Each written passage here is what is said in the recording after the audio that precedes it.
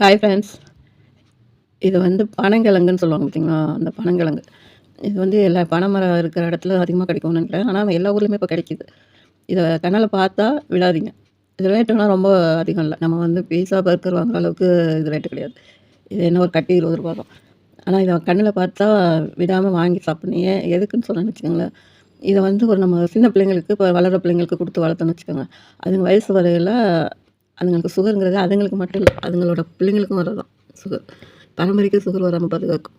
அது இது மட்டும் கிடையாது. இதோட நிறைய மருத்துவ குணம் இதில இருக்குது. இந்த பொருள் இந்த பழங்களுக்கு மட்டும் இல்ல. எந்த ஒரு இயற்கையான பொருள்களையும் வந்து குழந்தைங்களுக்கு சின்ன வயசுல நம்ம பழக்கணும்.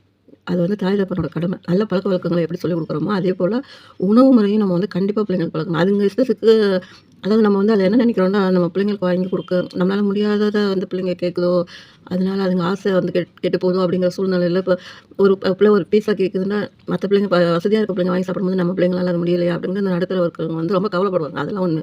அது கவலைப்பட அவசியமே கிடையாது.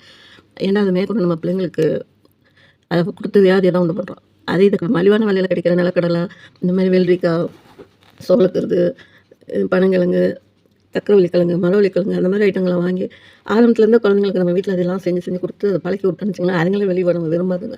நம்ம எத பழக்கறோமோ அதுதான் பிள்ளைங்களுக்கு கடைசி வரைக்கும் பழகும். பின்னாடி அதுங்க பிள்ளைங்களுக்கு அதுங்க வந்து இந்த உணவு முறைய வந்து கடைபிடிச்சு குடுக்குங்க.